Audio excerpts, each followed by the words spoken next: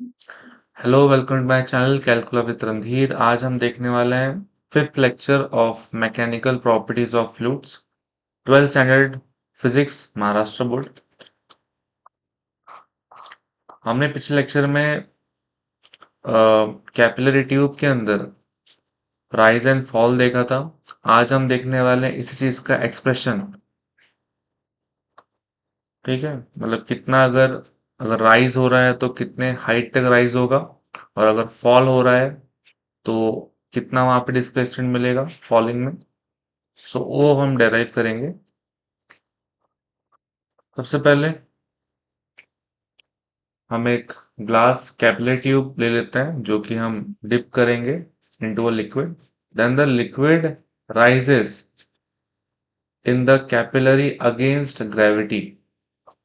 The weight मतलब हम यहाँ पे ये जो आप देख रहे हो, एक जो क्रॉस सेक्शन आप देख रहे हो, ये मान लो कैपिलरी का है। ठीक है, तो कुछ ऐसा होता है ये इनसाइड बीकर। ठीक है, ऐसा हमने डिप किया हुआ है, ऐसा समझ के रखो। ठीक है, तो ये हमने कैपिलरी का बस डायग्राम यहाँ पे बना के दिया है। सो ये कैपिलरी ट्यूब जो कि डिप्ड है into a liquid. Liquid rises in the capillary against gravity. ठीक है, मान लो कि वो राइज कर जाए ग्रेविटी के against. The weight of the liquid column must be equal and opposite to the component of force due to surface tension at the point of contact. अब ये चीज इंपॉर्टेंट है। ठीक है, कि हम कैसे ये एक्सप्रेशन को ये स्टेटमेंट को यूज करेंगे वो हम देखेंगे जब हम इसके वेट को, लिक्विड कॉलम के वेट को सरफेस टेंशन के एक कंपोनेंट के साथ इक्वेट करेंगे। वो आप आगे देखो। The length of liquid in contact inside the capillary is a circumference 2 पाई। आप अभी ये चीज देखो कि अपना जो कैपिलरी है, कैपिलरी ट्यूब, वो एक सिलेंड्रिकल शेप का है। और अगर मैं सरफेस लेवल की बात करूं, जो सरफेस राइज हो चुका है मान लो यहां तक, तो सरफेस पे कितना लेंथ होगा उस लिक्विड का जो कि इस कैपिलरी के साथ कांटेक्ट में है। ठीक है, मेरा सिलेंड्रिकल कैपिलरी ट्यूब है, और जितना लेंथ आप बोल सकते हो, किसका लेंथ, वो लेंथ मुझे चाहिए जो कि कांटेक्ट के साथ है, कैपिलरी ट्यूब के कांटेक्ट के साथ है लिक्विड का। वो एक्चुअल में किसके बराबर होगा, सर्कमफ्रेंस ऑफ सर्कल के बराबर होगा। आप देख पा रहे हो यहाँ पे एक सर्कल है, यहाँ भी आप देखो। ठीक है, ये बाउंड्री, क्योंकि चारों तरफ से बाउंड्री होगी, हमने यहाँ पे 2D फिगर दिया हुआ है, तो ये पूरी बाउंड्री है। और यहाँ जहां आप सर्कल देख रहे हो, ये सर्कल पूरी बाउंड्री तक टच है, और ये सर्कल किसका है, लिक्विड का है।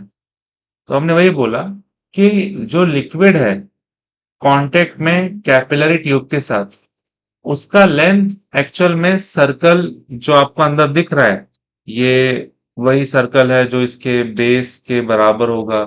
ठीक है, बेस में जो सर्कल्स हैं उसके बराबर ही सर्कल होगा।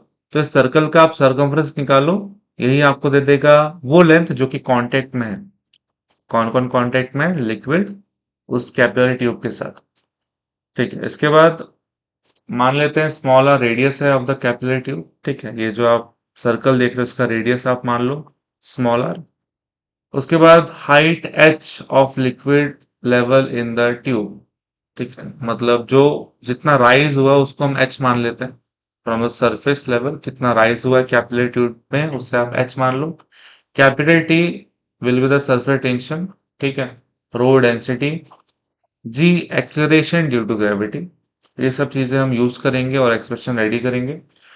सबसे पहले the force of magnitude acts tangentially on unit length of liquid surface which is in contact with wall of capillary tube and is given as। अब आप यहाँ पे ये चीज देखो कि एक तो ये एक वेक्टर है जो कि आपका एफ टी वेक्टर है। ठीक है, ये वेक्टर कहाँ से आया, ये फोर्स वाला वेक्टर है। ठीक है, जैसे आप देखो यहाँ पे इसका जो सरफेस है, सरफेस जो है कनकेव नेचर का है, तो ये जहां पे कांटेक्ट में आया वहीं से एक टेंजेंशियल फोर्स बाहर की ओर मिलेगा आपको। ठीक है, स्ट्रेचिंग जो हिसाब है, जो टेंशन है, वो ये पैदा करके दे रहा है, तो ये सरफेस टेंशन का फोर्स हो गया, इसको हम एफ टी बोल लेते हैं। मान लो वर्टिकल के साथ एंगल बना रहा है ये थीटा। ठीक है, सो एक तो पहले एफ टी की बात कर लो आप। F T force of tension से आप क्या बोल सकते हो, एक तो जो आपका टेंशन का एक फॉर्मूला क्या था, फोर्स अपॉन लेंथ। ठीक है, यहां से आप फोर्स निकालो, अपना जो फोर्स है वो तो एफ टी है। और लेंथ की बात करें, कितने लेंथ पे लग रहा है, इतना कितना कांटेक्ट में है। ठीक है, जहां तक सरफेस गया है उसका पूरा बाउंड्री का लेंथ आप लोगे, और बाउंड्री का लेंथ हमने बोला कितना है, 2 पाई। यहाँ से आप एफ टी निकाल लो। ठीक है, 2 पाई वहां शिफ्ट करोगे तो टी के साथ 2 पाई मल्टीप्लाई होके ये चीज आपको मिल जाएगी, F T equal to T into 2 pi. अब इसके बाद क्या कर सकते हैं, वही बात है जैसे कि मैंने आपको बताया कि जो एफ टी है ये वर्टिकल के साथ थीटा एंगल बना रहा है।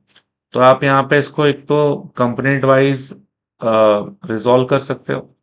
थीटा एंगल जिसके साथ बनाता है उसको हम कॉस वाला कंपोनेंट बोलते हैं, यानी कि एफ टी के साथ कॉस यहाँ पे लग जाएगा।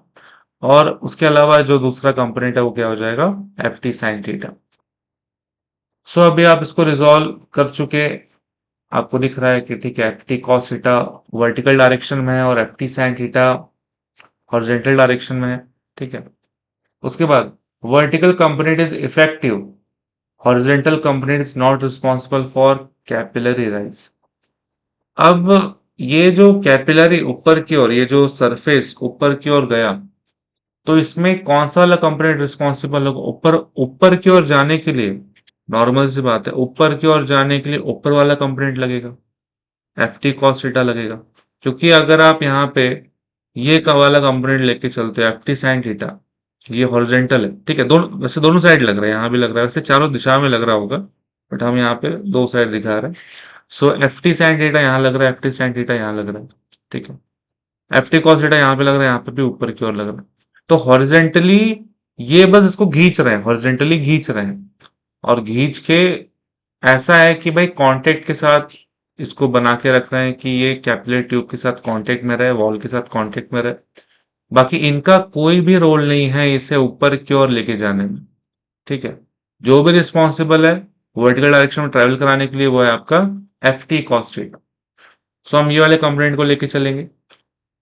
उसके बाद vertical component of force acting on liquid column. अब ये वर्टिकल कंपोनेंट ऑफ फोर्स का आप जो है कि फॉर्मूला निकाल लो, जैसे हमने इसके पहले नहीं निकाला था, F T equal to T into 2 pi, ये निकाला था। अब ये जो वर्टिकल वाला कंपोनेंट है इसमें आप देखोगे कॉस भी है, तो आप इसमें ही वो चेंजेस कर सकते हो, यही फॉर्मूले में जो आपने भी पहले देखा। अगर मैं यहाँ पे कॉस चाहता हूं तो मैं यहाँ पे कॉस मल्टीप्लाई करूंगा, लेफ्ट में करूंगा तो राइट में भी करूंगा, तो यहाँ पे आप कहीं कर दो कॉस साथ में 2 पाई। सो ये चीज आपको मिल जाएगी। ठीक है, वर्टिकल कंपोनेंट का फोर्स एक्सप्रेशन उसका in terms of tension angle and circumference. फिर upward forces balance weight of liquid in the capillary. अब जो अपवर्ड फोर्स है, जैसे आप यहीं पे बात कर लो, यहाँ पे कोई पार्टिकल है उसके ऊपर जो फोर्स लग रहा है ऊपर की ओर, एफ टी कॉस थीटा, तो उस पार्टिकल का कुछ ना कुछ वेट भी होगा जो कि लग रहा है नीचे एम जी। ठीक है, ये दोनों क्या होंगे, बराबर होंगे। ठीक है, थोड़ा सा ज्यादा हो जा रहा है तो ये उसको ऊपर की ओर लेके जा रहा है, बट हम यही लेके चलते हैं इस वैल्यू को कि बैलेंस करना है फोर्स, और चीजों को थोड़ा सा हम आगे सॉल्व कर पाए, इसलिए एफ टी कॉस थीटा और एमजी को हम बराबर बोल देंगे। ठीक है, उसके बाद ठीक है, वेट की बात करें। अगर मैं वेट के बारे में आगे डिटेल में देखो तो मुझे पता है W equal to M G होता है। यहाँ पे थोड़ा सा और चीजें चेंजेस हम यहाँ पे कर सकते हैं। एम है आपका मास, आपको पता है डेंसिटी जो होता है, इस केस में हमने रो लिया है density equal to mass upon volume. तो मुझे मास चाहिए in terms of density and volume, मैं वी को वहां भेजूंगा, तो मास क्या मिलेगा, रो इंटू वी। ठीक है, या वी इंटू रो, जो भी आपको लिखना है लिख लो, साथ में जी। ठीक है, फिर वॉल्यूम किसका, volume of the cylinder. Volume of the cylinder क्या होता है, पाई आर स्क्वायर एच, साथ में रो जी। ये आ गया आपका वेट, और यही weight, this must be equal and opposite to vertical component. और आपको दिख रहा है कि जो वेट है नीचे की ओर, ये वर्टिकल वाले कंपोनेंट के एकदम अपोजिट है, ये उसे बैलेंस करेगा। If liquid is meniscus, liquid in meniscus is neglected, then for equilibrium, यहाँ पे आप इक्विलिब्रियम वाली कंडीशन लगा लो। ठीक है, क्या करना है आपको, आपका जो वर्टिकल कंपोनेंट है जिसकी वैल्यू ये आ रही थी, और आपका जो वेट है जिसको हमने सॉल्व करके ये बना दिया, ये दोनों क्या होंगे, बराबर होंगे। सो हमने यहाँ पे वो चीज लिख दी कि 2 पाई r t cos थीटा, और ये इक्वल है पाई आर स्क्वायर एच रो जी के साथ। यहाँ पे आप एच निकाल सकते हो सिंपली, एच निकालो, पाई आर स्क्वायर रो जी वहां भेजो, कुछ आर आर कैंसिल करोगे, यहाँ स्क्वायर है, यहाँ पे एक आर है, पाई पाई कैंसिल कर देना, तो आपको ये चीज मिल जाएगी, 2t cos theta upon R rho g. ये आपका एक्सप्रेशन है फॉर राइज और फॉल इन कैपिलरी ट्यूब। ठीक है, ये एक्सप्रेशन। अब यहाँ पे आप कंडीशन जैसे लगा सकते हो कि जैसे कब ये बताएगा कि राइज हो रहा है और कब बताएगा कि जो है फॉल कर रहा है। ठीक है, क्योंकि ये तो ऐसा लग रहा है कि हमने स्टार्ट किया था एच से, मतलब हाइट बोल के, राइज बोल के, तो ये फॉल में कैसे काम करेगा, यही फॉर्मूला काम करेगा, कैसे देखो, जब थीटा आपका लेस देन 90 होगा, थीटा मतलब ये वाला थीटा, एंगल ऑफ कांटेक्ट वाला। सो थीटा अगर लेस देन 90 होगा, तो हमने क्या पढ़ा है, कॉस थीटा की वैल्यू पॉजिटिव होती है निगेटिव होती है, पॉजिटिव होती है। तो जिस समय कॉस पॉजिटिव हो जाएगा, उस समय एच भी पॉजिटिव रहेगा, और ये आपको फिर बताएगा राइज के बारे में। ठीक है, कितना वो ऊपर की ओर जा रहा है वो बताए। और अगर थीटा ग्रेटर देन 90 हो जाए, ऑब्ट्यूस एंगल हो जाए, तो हमने पढ़ा है कि ऑब्ट्यूस एंगल का कॉस क्या आता है, फिर निगेटिव आता है। और कॉस अगर निगेटिव हो जाए तो एच भी हो जाएगा निगेटिव। वो आपको ये बताएगा रेफरेंस पॉइंट से वो गिरा है, फॉल किया है, तो कंडीशन है वो रहेगी फॉल की। तो दिमाग नहीं लगाना है आपको, आपको ये देखना है कि भाई एंगल क्या दिया है आपको सॉल्व करने में। एंगल 90 से कम दिया है मतलब राइज हो रहा है, और एंगल 90 से ज्यादा दिया है तो फॉल हो रहा है। ठीक है,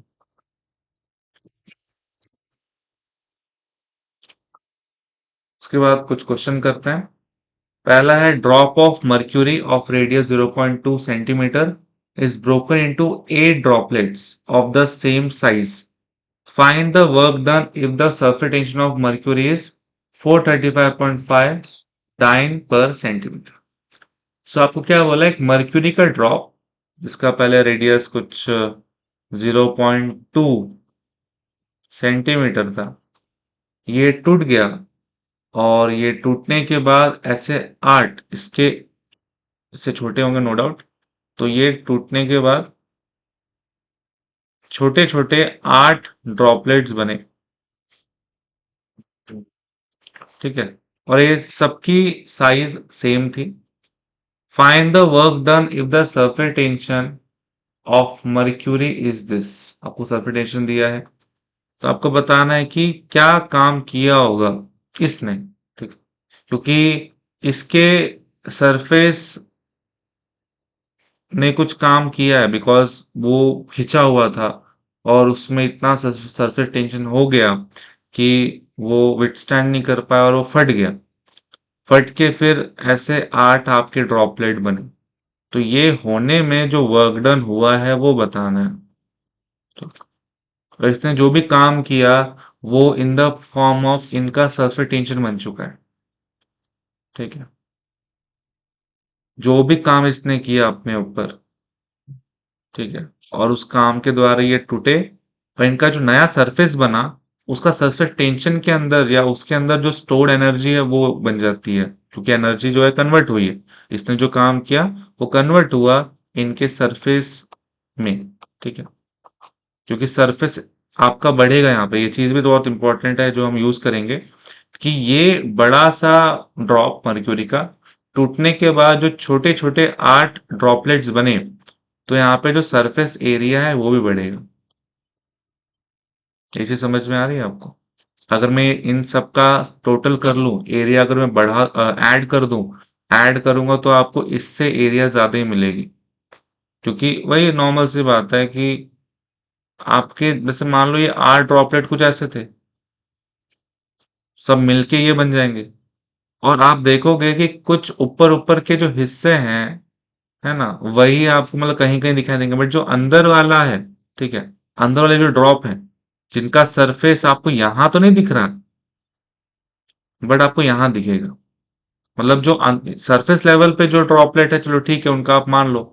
अगर सरफेस पे 3 4 आपको दिख रहे हैं, चलो, उनका जहां भी सरफेस था उनका यहाँ भी सरफेस था। बट जो ड्रॉपलेट मान लो इसके अंदर थे, या उसके अंदर से बने हैं, तो उनका पहले तो कभी सरफेस था ही नहीं, अब जाके उनके नए सरफेस आए हैं, तो इसलिए सरफेस एरिया यहाँ पे बढ़ेगा। ये चीज कहीं बताई थी मैंने, कहीं पढ़ाई थी, ठीक है। ये एग्जैक्टली ऐसे नहीं, बट एटॉमिक लेवल पे कोई बात हमने की थी। सो ठीक है, यहाँ पे हम क्या करेंगे, हम पहले जो पहला ड्रॉप है आपका, मर्क्यूरी का जो बड़ा ड्रॉप था ऑफ रेडियस 0.2 सेंटीमीटर, उसका वॉल्यूम निकालो। वॉल्यूम है एक ड्रॉप का, एक स्फीयर का, क्या होता है फॉर्मूला, 4/3 पाई आर क्यू। ठीक है, मान लो इसका जो रेडियस है वो आर है, कैपिटल आर। उसके बाद जो छोटे छोटे ड्रॉपलेट्स बने, उनका रेडियस कम हो गया होगा, सो उसमें आप रेडियस चेंज कर देना। वो भी अगेन स्फीयर ही होंगे, उनका रेडियस कुछ अलग, मान लो स्मॉल आर। ठीक है, इसके बाद ये चीज है कि आप ये एक्सप्रेशन को एकदम रिलेट कर पाओगे कि आपका जो पहला ड्रॉप था बड़ा, वही जाके 8 छोटे ड्रॉपलेट में कन्वर्ट हुआ। ठीक है, सो मैं ऐसा बोल सकता हूं कि इसका जो वॉल्यूम होगा, ठीक है, इसके इसके वॉल्यूम को अगर आप इक्वेट करना चाहो इसके साथ, तो आप ऐसे बोल सकते हो इसका जो भी वॉल्यूम होगा, उसी वॉल्यूम में, मतलब उसी वॉल्यूम को अगर इससे इक्वेट करना, तो क्या करना पड़ेगा, इसका जो टोटल वॉल्यूम आएगा, मान लो V1, उस वॉल्यूम में आप इसके नंबर मल्टीप्लाई कर दो, जैसे कि 8, मल्टीप्लाई करके आपको मिलेगा टोटल वॉल्यूम, इनका वॉल्यूम। ठीक है, या ऐसे ले लो, किसी एक का वॉल्यूम, ठीक है, उसमें आप 8 मल्टीप्लाई करो, बिकॉज यहाँ पे 8 ड्रॉपलेट है, मल्टीप्लाई करके आपको क्या मिलेगा, टोटल वॉल्यूम ऑफ दिस, और we can say the volume of the bigger drop.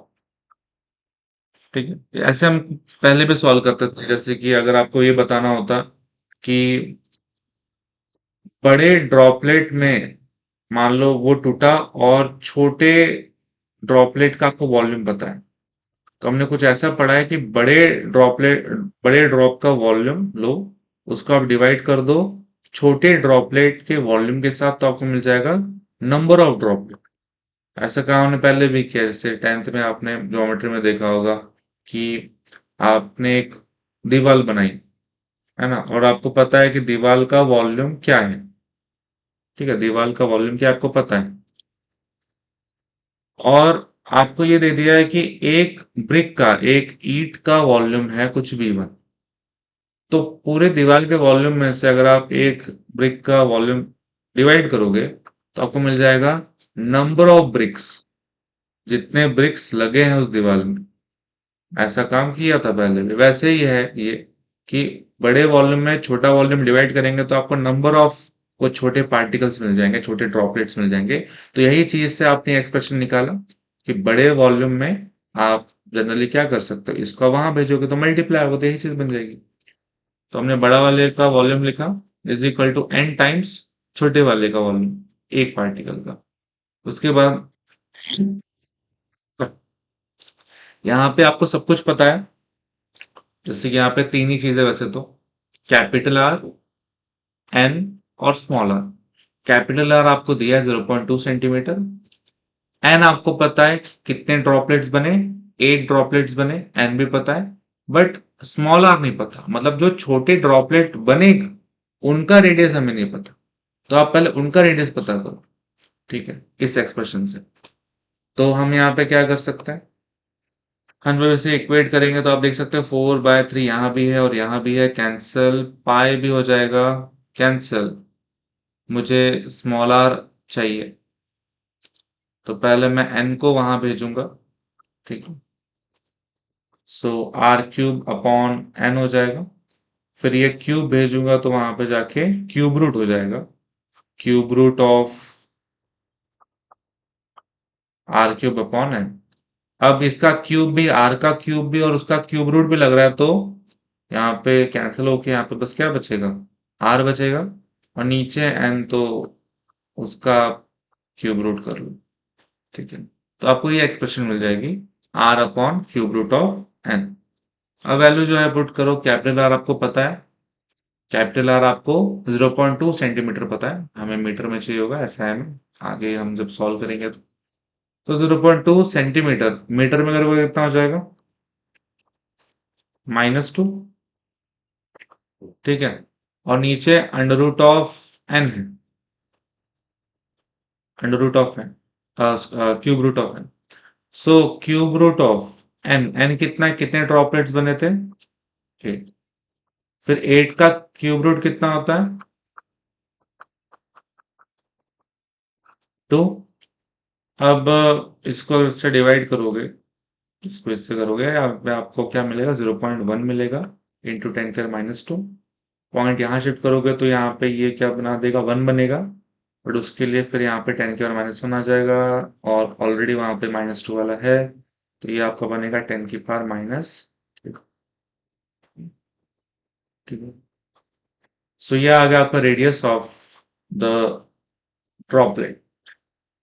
उसके बाद 10⁻3, उसके बाद हम यहाँ पे हमें ढूंढना है कि कितना काम होगा।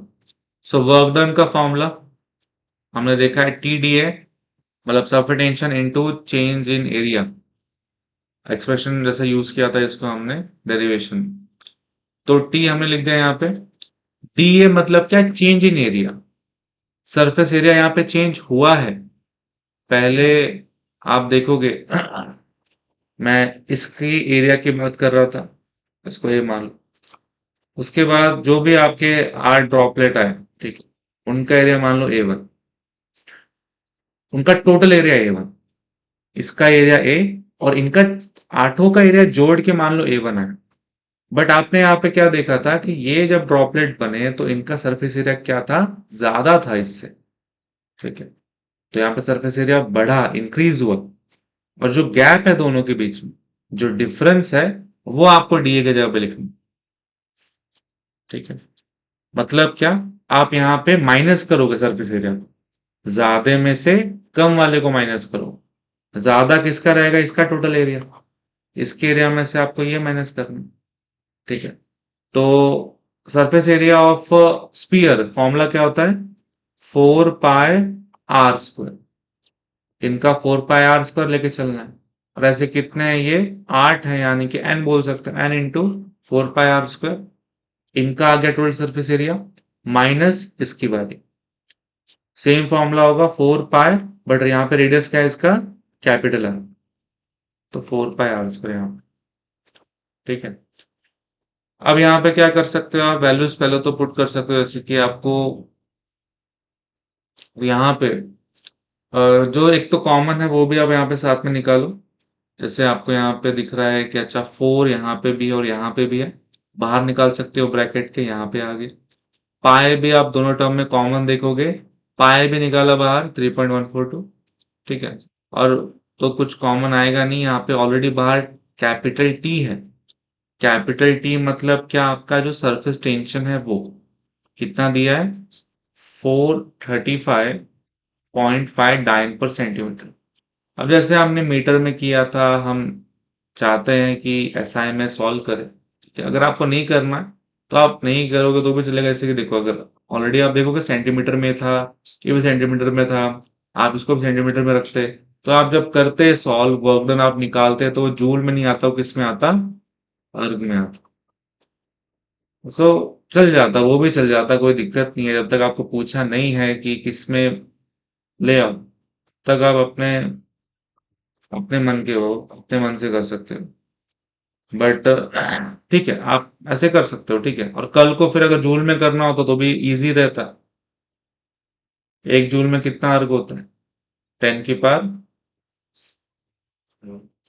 -7। माइनस, पक्का? -7 या +7? क्या होगा? सोचो, वापस से पूछूंगा। ठीक है। सो हमने ये एक्सप्रेशन लिखा, फिर ये सब कॉमन लिया। अब जब हम एसआई में कर रहे हैं तो इसको आपको एसआई में करना पड़ेगा कन्वर्ट। अब ये है 435.5 डाइन पर सेंटीमीटर। अब आपको ये देखना है भाई, अगर मुझे डाइन को न्यूटन में करना है और सेंटीमीटर को मीटर में करना है, सो क्या करना पड़ेगा? आपको पता है एक न्यूटन में कितने डाइन होती है? 5। और अगर मैं पूछूं आपको एक डाइन में कितना न्यूटन मिलेगा आपको, तो कितना हो जाएगा? 10⁻⁵ सेम। आप बताओ एक सेंटीमीटर में कितना मीटर होता है? ऊपर जाएगा, पावर ऐड करना है आपको, -5 में +2, ये बनेगा आपका न्यूटन पर मीटर। और लास्ट में कितना आ जाएगा? -3। -3 वैल्यू मैं अभी तक नहीं लिख रहा हूँ, ठीक है। 10⁻³ न्यूटन पर मीटर, ठीक है। ये चीज में आपको अब ये मल्टीप्लाई करना है। मैंने बस यहाँ पे अभी फॉर्मूले को ही कन्वर्ट किया था। तो फॉर्मूला आ गया, डाइन पर सेंटीमीटर को जब हमने न्यूटन पर मीटर में किया, तो 10⁻³ वैल्यू है। मतलब कि जब मैं इस वैल्यू को, जो कि डाइन पर सेंटीमीटर में है, इसको जब मैं न्यूटन पर मीटर में करूंगा, तो मैं इसमें मल्टीप्लाई करूंगा, क्या मल्टीप्लाई करूंगा? 10⁻³ multiply.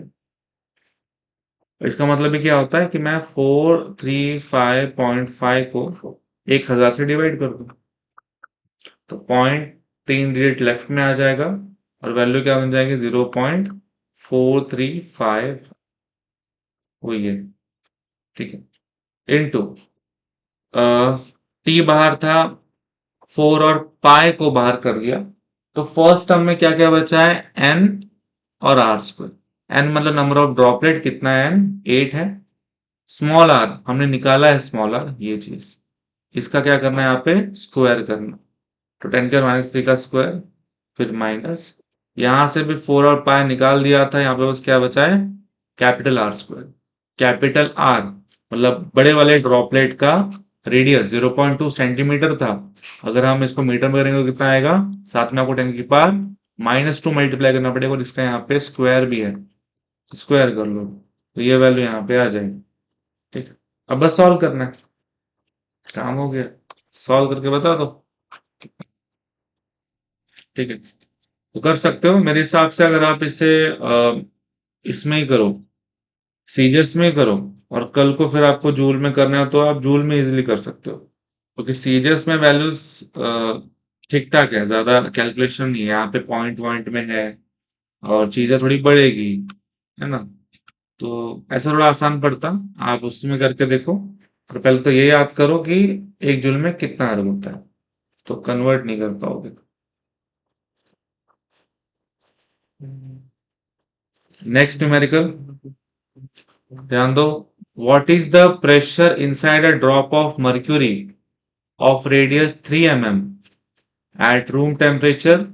Surface tension of mercury at 20 degrees Celsius is this? और एक एटीएम में इतना पास्कल होता है, पता है। तो यहाँ पे आपको बताना है कि ड्रॉप के अंदर प्रेशर कितना हो, ठीक है। अब जैसे आपने पढ़ा था कि ड्रॉप के अंदर के प्रेशर को हम पी आई बोल लेते थे, बाहर के प्रेशर को पी नॉट बोलते थे। फिर हमने एक्सप्रेशन डराइव किया था कि P I minus P not की वैल्यू क्या आती थी? एच रोजी, पक्का? एच रोजी कहाँ से आ गया? 2T upon are.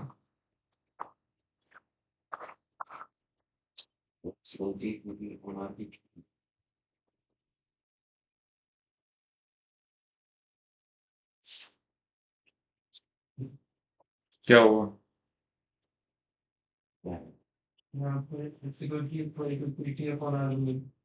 तो है ना, टू टी अपॉन आर भी है, डेराइव किया था हमने।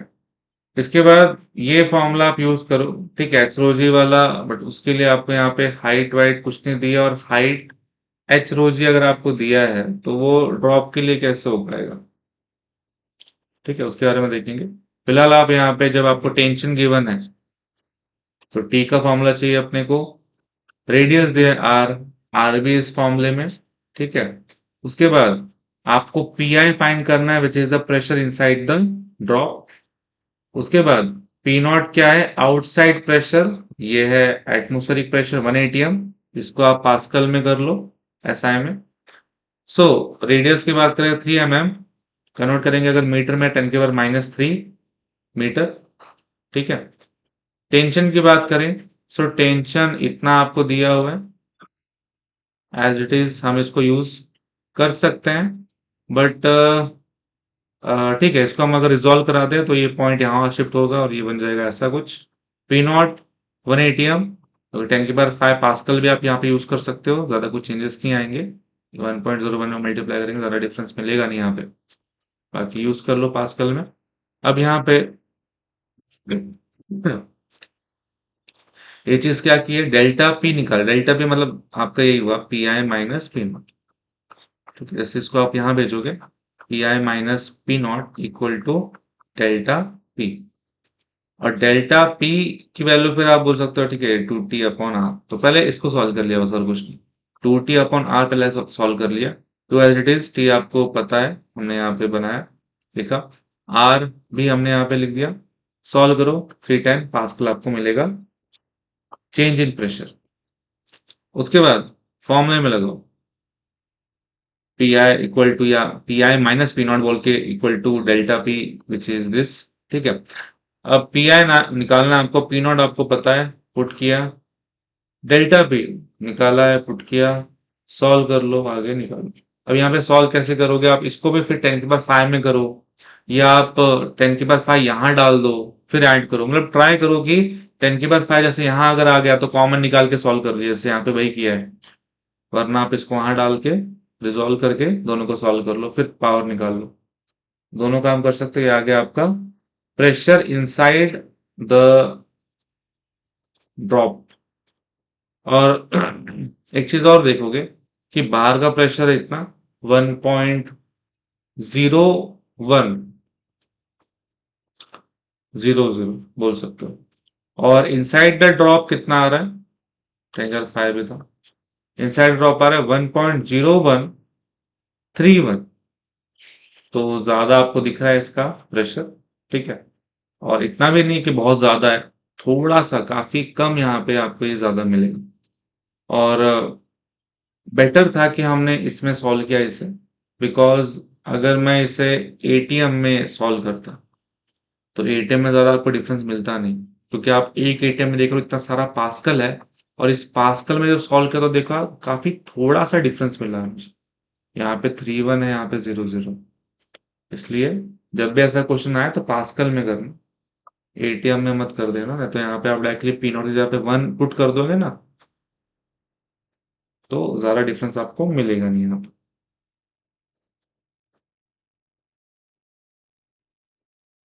ठीक है। बाकी दिक्कत भी होती है, आपको डेल्टा पी भी फिर एटीएम में पूरा करना पड़ता।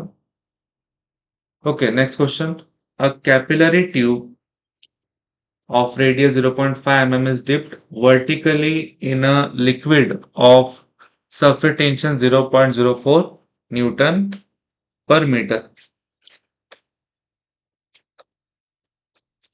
उसके बाद रिलेटेड डेंसिटी ऑफ 0.8 ग्राम पर cubic centimetre, calculate the height of capillary rise if the angle of contact is 10 degree.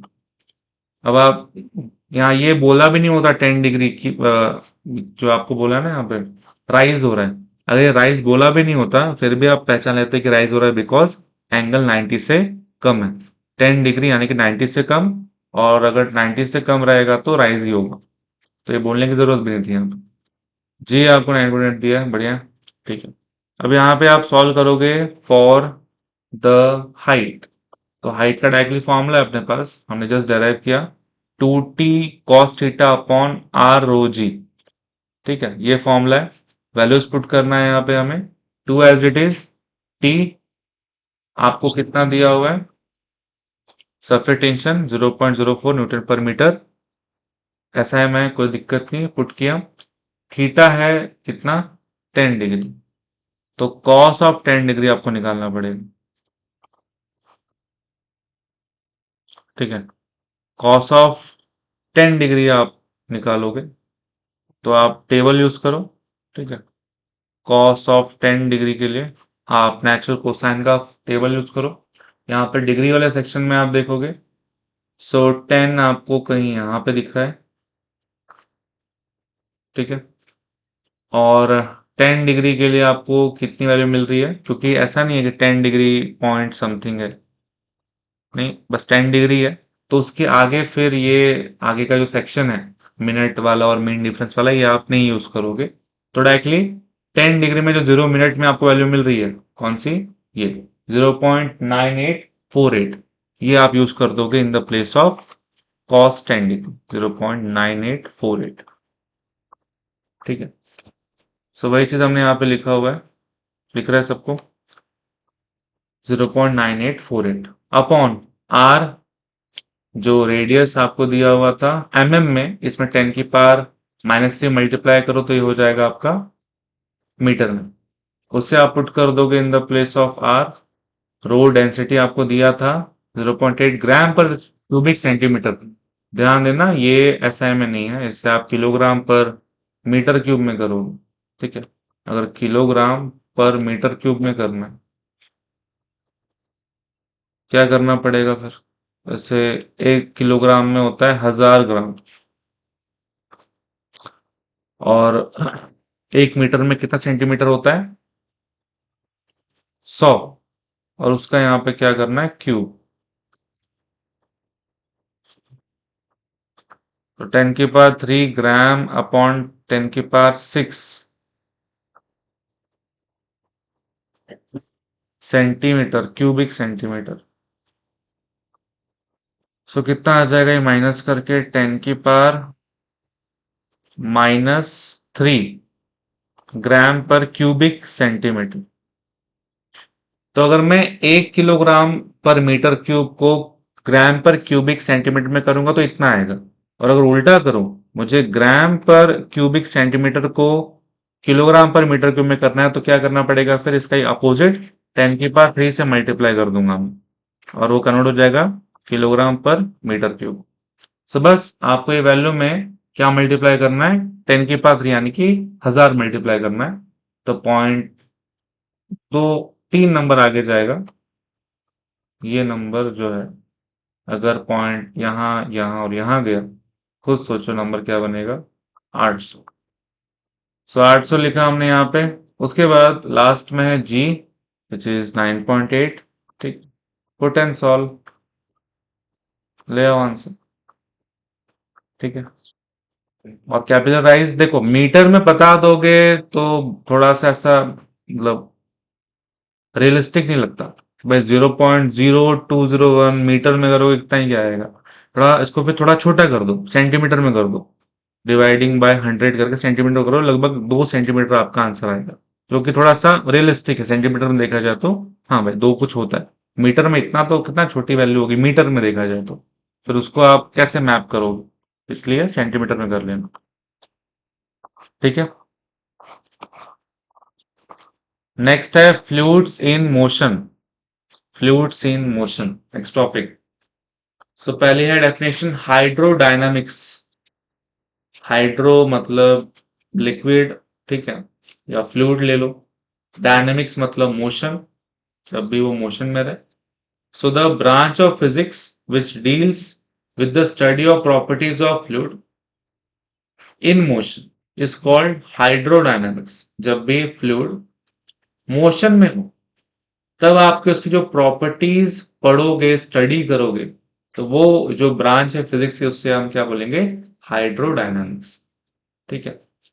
Next है स्टेडी फ्लो। स्टेडी फ्लो क्या है? Flow in which measurable property such as pressure or velocity of the fluid at a given point is constant over time is called steady flow। तो अगर एक flow में कोई fluid अगर flow कर रहा है तो वो समय पे कुछ ऐसी प्रॉपर्टीज हैं जो कि हर पॉइंट पे आपको सेम मिलेगी। ठीक है। मान लो एक स्ट्रीम ऑफ लिक्विड है, लिक्विड फ्लो कर रहा है, तो लिक्विड फ्लो कर रहा है तो आप देखोगे कि हर पॉइंट पर अगर एक स्टेडी फ्लो है तो हर एक पॉइंट में आपको प्रेशर सेम मिलेगा, हर एक पॉइंट में आपको उसका वेलोसिटी, पार्टिकल का वेलोसिटी सेम मिलेगा। ठीक है, कांस्टेंट मिलेगा। तो आप इसे एक स्टेडी फ्लो बोलोगे, स्टेडी फ्लो। नेक्स्ट है फ्लो लाइन। फ्लो लाइन क्या होता है? Path of an individual particle in a moving fluid is called as flow line. तो एक पार्टिकल, जैसे ये पार्टिकल आप ले लो, ये पार्टिकल जिस रास्ते से जाने वाला है, जो पाथ फॉलो करेगा, वो पाथ को आप क्या बोलोगे? फ्लो लाइन बोलोगे, कि वो पार्टिकल उस पाथ से फ्लो किया, उस पार्टिकल से उस पाथ से ट्रेवल किया, तो वो उसका फ्लो लाइन होगी। सिंपल से डेफिनेशन कि इंडिविजुअल पार्टिकल, हर एक पार्टिकल का अपना अपना फ्लो लाइन होगा, हर एक पार्टिकल का अपना अपना रास्ता होगा। ठीक है। उसके बाद नेक्स्ट है flow tube, an imaginary bundle of flow line. अगर मैं ऐसे फ्लो लाइंस का, मान लो ये पार्टिकल का ये फ्लो लाइन है, इस पार्टिकल का ये फ्लो लाइन है, ऐसे नंबर ऑफ पार्टिकल्स के अगर मैं फ्लो लाइन बना लूं और ये फ्लो लाइन का पूरा एक बंडल बन जाए, तो इस पूरे बंडल को मैं फ्लो ट्यूब बोलूंगा। ठीक है। मान लो एक इमेजिनरी वॉल से ये एक क्लोज्ड है, मान लो यहाँ पे और यहाँ पे वॉल है पाइप का या किसी चीज का, और ये इसके अंदर ही सीमित है। तब की बात है, for a steady flow the fluid can not cross the walls of a flow tube. अगर एक स्टेडी फ्लो, मान लो मैं अगर स्टेडी फ्लो की बात करूं, जिस फ्लो में हर एक पॉइंट में प्रेशर, वेलोसिटी सब सेम रहता है, the fluid can not cross the walls of a flow tube. Fluids in adjacent flow tubes can not mix. एक स्टेडी फ्लो में, ये जो मैंने कंटेनर या वॉल बनाया है, ये एक इमेजिनरी है। मान लो वो अपने रास्ते में फ्लो हो रहा है और नंबर ऑफ फ्लो लाइन को मैंने फ्लो ट्यूब बोला। तो अगर एक स्टेडी फ्लो है, तो अगर ऐसे नंबर ऑफ फ्लो ट्यूब्स हैं वहां पे, तो ऐसा नहीं होगा कि इसके फ्लो लाइन यहां घुस जाएं या इसके फ्लो लाइन यहां आ जाएं। अपने अपने फ्लो ट्यूब में रहेंगे, हर एक फ्लो लाइन अपने अपने फ्लो ट्यूब में ही रहेगा, इंटरसेक्ट नहीं करेगा दूसरे फ्लो लाइन के साथ या दूसरे फ्लो ट्यूब के साथ, नहीं। ठीक है। स्टेडी फ्लो एक स्पेशल केस की बात हो रही जो कि 100% अचीव करना इम्पॉसिबल है।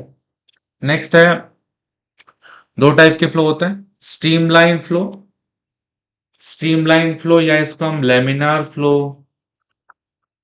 भी बोल सकते हैं। स्टेडी फ्लो भी यहाँ पे आप नाम इसका रख सकते हो, टर्बुलेंट फ्लो उसका अपोजिट। ठीक है।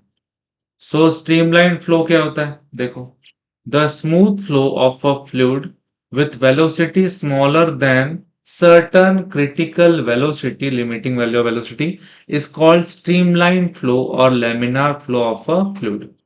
तो एक ऐसा फ्लो, फ्लूइड का जो फ्लो है काफी स्मूथ रहे, इसकी जो वेलोसिटी हर एक पार्टिकल की, वो एक एक वेलोसिटी से कम रहे, उस वेलोसिटी को हम अ, एक क्रिटिकल वेलोसिटी भी बोलते हैं, उससे कम रहे उसकी वेलोसिटी हर एक पार्टिकल की, तभी आपको लेमिनार फ्लो शो होगा।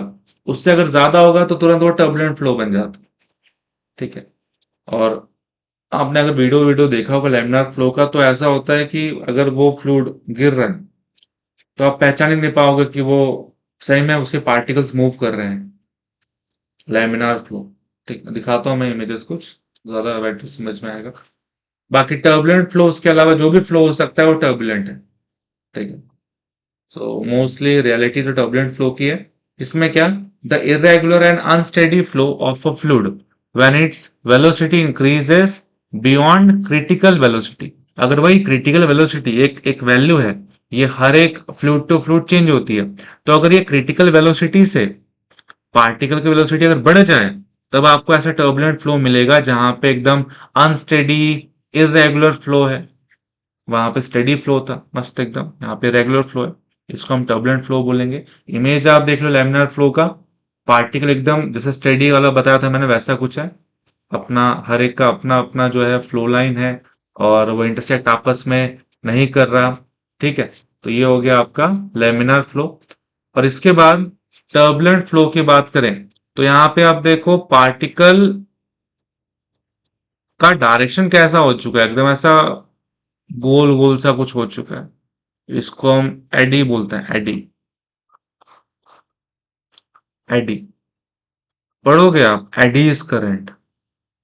एक ऐसा करंट है जिसकी डायरेक्शन कुछ ऐसी हो जाती है तो उस करंट को हम एडी करंट बोलते हैं। ठीक है, सो यहाँ पे टर्बुलेंट फ्लो में ऐसा कुछ डायरेक्शन है, बिल्कुल ये इंटरसेक्ट कर जा रहे हैं, इनके फ्लो लाइन आपस में इंटरसेक्ट करेंगे बिकॉज डायरेक्शन के पैरेलल है ही नहीं, तो ये टर्बुलेंट फ्लो हो गया। उसके बाद in a streamline flow velocity of a fluid at a given point is always constant. Streamline flow में जो फ्लूइड का हमने जैसे स्टेडी फ्लो की डेफिनेशन देखी थी वही यहाँ पे चेप दो कि हर एक पॉइंट में वेलोसिटी क्या मिलेगा, सेम मिलेगा। और टर्बुलेंट फ्लो में ऐसा नहीं मिलेगा आपको, कांस्टेंट नहीं, कोई तेज कोई धीरे। ठीक है, two streamline can never intersect. दो अगर स्ट्रीमलाइन की बात करूं, इसकी ले लूं इसकी ले लूं, ये आपस में इंटरसेक्ट नहीं करेंगे, लेमिनर फ्लो की बात है ये। They are always parallel and hence can never form eddies. ऐसे जो ऐसे गोल गोल है ना, ये नहीं बनाएंगे, एडीज यहाँ पे नहीं मिलेगा आपको, हमेशा ये पैरेलल होंगे। अगर ये टकराते तो हो सकता था कि वो बन जाए, बिकॉज टर्बुलेंट में होता है कुछ कुछ पॉइंट में फ्लूइड रोटेशनल मोशन करने लगते हैं, गोल गोल घूमने लग जाते हैं, और वही फिर एडीज बनाते हैं, जैसे भवंडर टाइप कुछ। ठीक है, next, streamline flow over a plane surface can be assumed to be divided into number of plane layers in a flow of liquid through a pipe uniform cross sectional area, all the streamline will be parallel to the axis of the tube। तो वही बात बोला है कि अगर मैं इसे एक नंबर ऑफ प्लेन में डिवाइड कर दूं और एक पाइप से अगर ये गुजर रहे हैं तो इनके स्ट्रीमलाइन आपस में पैरेलल होंगे, और उस पाइप के एक्सिस के साथ भी पैरेलल होंगे। पाइप का एक्सिस मान लो यहाँ पे, उसके साथ भी आपको ये पैरेलल ही दिखाई देंगे। बट इसमें a flow tube loses it's order and particle move in random direction. ठीक है, बट ये चीज टर्बुलेंट के लिए नहीं मिलेगी आपको। ठीक है, तो एक बेसिक आइडिया समझ में आ गया, आप इमेज भी देख सकते हो। ऐसा कुछ अगर फ्लो है जहां पे ऑलमोस्ट आपको जैसे लिक्विड दिखाई दे रहा है आर पार जैसा, ट्रांसपेरेंट दिखाई दे रहा है, तो वो एक लेमिनार फ्लो है। ठीक है, लेमिनार ऑलमोस्ट, और भी बढ़िया लेमिनार फ्लो दिखाई देता है। ठीक है, और ये टर्बुलेंट जहां पे एकदम झाग झाग सा आपको दिखाई दे रहा है, यहाँ पे वही एडीज बन रहा होगा, फ्लो लाइन इंटरसेक्ट कर रही होंगी, स्टेडी फ्लो नहीं होगा, तो ये टर्बुलेंट फ्लो, ये आपका लेमिनार फ्लो। ठीक है, और कुछ कुछ तो ऐसे लिक्विड होते हैं जिनमें लेमिनार फ्लो जब बनता है तो ऐसा लगेगा ही नहीं कि कोई पार्टिकल मूव कर रहा है या पानी सही में गिर रहा है, ऐसा लग रहा है कि एकदम एक एक इमेज है। हाँ ना, पॉज हो गया है वीडियो, ऐसा लगेगा आपको। हाथ डालोगे फिर समझ में आएगा कि नहीं यार, लिक्विड गिर रहा है। सो वैसी वेलोसिटी अचीव करनी पड़ती है। ठीक है, और कुछ वैसे क्रॉस सेक्शन से वो गुजरे कि अंदर ही अंदर ट्यूब के वो इंटरसेक्ट ना कर जाए। ठीक है, नेक्स्ट है topic critical velocity and Reynolds number. ध्यान दो, critical velocity and Reynolds number, पहले आप देखोगे क्रिटिकल वेलोसिटी, ये वही वेलोसिटी थी जिससे वेलोसिटी अगर कम रखोगे तो लेमिनर फ्लो मिलेगा और ज्यादा रखोगे तो टर्बुलेंट फ्लो बन जाएगा। The velocity beyond which a streamline flow becomes turbulent. Simple सा डेफिनेशन है, जो स्ट्रीमलाइन फ्लो था लेमिनर फ्लो मतलब कि वो अगर बढ़ाओगे वेलोसिटी और इस तो वो आपका स्ट्रीमलाइन से टर्बुलेंट बन जाएगा। और वो जो एक बाउंड्री है, मैक्सिमम जो वेलोसिटी है स्ट्रीमलाइन फ्लो रखने की या मिनिमम वेलोसिटी टर्बुलेंट फ्लो रखने की, वही है आपकी क्रिटिकल वेलोसिटी। रेनॉल्ड्स के हिसाब से, ऑसबॉर्न रेनॉल्ड के हिसाब से जो इसका एक्सप्रेशन है वो आपको याद रखना है, VC critical velocity is equal to R N, इसको हम ईटा बोलते हैं, ईटा, आई टी ए, ये दिख रहा है ना आपको सिंबल ईटा, ऐसे होना था। ठीक है, ज्यादा लंबाई नहीं बनाना, अपॉन रो डी। सो यहाँ पे VC is critical velocity, Rn को आप रेनॉल्ड्स नंबर बोलोगे, रेनॉल्ड्स नंबर। उसके बाद ये आपका कोएफिशिएंट ऑफ विस्कोसिटी है, क्योंकि हर एक फ्लूइड अलग अलग हिसाब से फ्लो करता है, विस्कोसिटी अलग अलग होगी। सो वो जो कांस्टेंट है विस्कोसिटी का वो ईटा है। Rho is the density of the fluid, जो फ्लूइड मूव कर रहा है उसकी डेंसिटी है rho. D is the diameter of tube. ठीक है, तो ये सबसे आपका एक्सप्रेशन बन रहा है क्रिटिकल वेलोसिटी का, याद रखना है। अगर क्रिटिकल वेलोसिटी याद रहेगा तो आप रेनॉल्ड्स नंबर भी निकाल सकते हो, उसका यही फॉर्मूला हो जाएगा। बस शिफ्टिंग विफ्टिंग कर दिया, ईटा को वहां, रो डी को यहाँ पे, तो ये फॉर्मूला बन जाएगा आपका, है ना। सो कोई दिक्कत नहीं है, रेनॉल्ड्स नंबर का ये हिसाब है। और रेनॉल्ड्स नंबर जो है ये भी हर एक फ्लूइड का, ध्यान दो, हर एक फ्लूइड का अलग अलग होता है। जैसे कि एक तो आप ये देखोगे, इसकी कोई यूनिट नहीं या कोई डायमेंशन नहीं होती। आप ऊपर और नीचे जब आप पुट करोगे इसके ऊपर वालों की यूनिट नीचे वाले की यूनिट, तो आपस में कैंसिल आउट हो जाएंगे, इसलिए कोई यूनिट नहीं, कोई डायमेंशन नहीं। अगर Rn यानी कि रेनॉल्ड्स नंबर की जो वैल्यू है ये 1000 से अगर कम है, तो आप ये लेके चल सकते हो कि वो जो फ्लो है वो स्ट्रीमलाइन है, वो एक लैमिनार फ्लो होगा। अगर Rn की वैल्यू 2000 से ज्यादा है, तब वो डेफिनेटली एक टर्बुलेंट फ्लो होगा। और अगर Rn की वैल्यू ये दो वैल्यू के बीच में 1000 से 2000 के, तब फ्लो जो है वो अनस्टेडी होगा, मतलब वो स्ट्रीमलाइन से टर्बुलेंट हो जाएगा, है ना, मतलब वो मिक्स ऑफ दोनों रहेगा, ऐसा कुछ। ठीक है, तो ये वैल्यू याद रखो, इस पे आप डायरेक्टली क्वेश्चन कर सकते हो सीटी के। 1000 से कम Rn की वैल्यू दिया है, ऑप्शन दे दिया भाई कॉस कैसा है, लेमिनार है, टर्बुलेंट है, मिक्स ऑफ दीज है, नन ऑफ दीज है, जो भी है। सो आप बोल सकते हो 1000 से कम है सो लेमिनार फ्लो, 1000 से 2000 के बीच में है तो ये मिक्स ऑफ दोनों होगा, या ऐसे भी बोल सकते हो कि स्ट्रीमलाइन बन जाएगा, टर्बुलेंट। और 2000 से ज्यादा तो 100% सबके सब टर्बुलेंट ही फ्लो में मूव कर रहे होंगे, 2000 से ज्यादा है तो। ठीक है, तो ये एक्सप्रेशन एक ही याद रखो, ऊपर वाला याद रख लो क्रिटिकल वेलोसिटी का। सो रेनॉल्ड्स नंबर भी याद रहेगा, और इसमें ये चीज थोड़ी सी याद रखना, कंडीशंस। ठीक है, सो आज के लिए इतना ही। डाउट रहेगा तो आप पूछ सकते हो कमेंट सेक्शन में। और सब कुछ क्लियर रहे तो थम्स अप कर दो, लाइक शेयर, चैनल सब्सक्राइब कर दो। डाउट रहे कुछ और कमेंट करो, टॉपिक रिलेटेड डाउट रहे अगर, तो हो सकता है वो पिछले वीडियो ना देखने के कारण आया हो, तो वो भी आप देख सकते हो। मिलते हैं नेक्स्ट लेक्चर में, तब तक के लिए पढ़ते रहो, ध्यान रखो, thank you so much, bye bye.